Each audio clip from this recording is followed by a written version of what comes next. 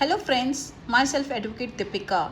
So today we will discuss about difference between offer and invitation to an offer under Indian Contract Act 1872. So basis for comparison, offer and invitation to an offer. Offer meaning when one person expresses his will to another person to do or not to do something to take his approval is known as an offer. Next is invitation to an offer.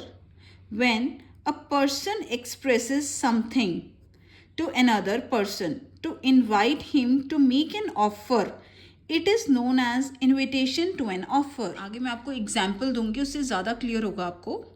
So offer is explained under section 2A of the Indian Contract Act, and invitation to an offer is not defined under Indian Contract Act 1872. So main objective of an offer is to enter into contract, and invitation to an offer objective is to receive offers from people and negotiate the terms on which the contract will be created. So next is essentials to make an agreement.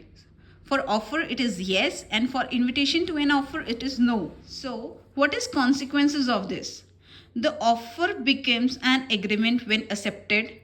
An invitation to an offer becomes an offer when responded by the party to whom it is made. So invitation to an offer can be made to a group of people, and offer is made to a particular party.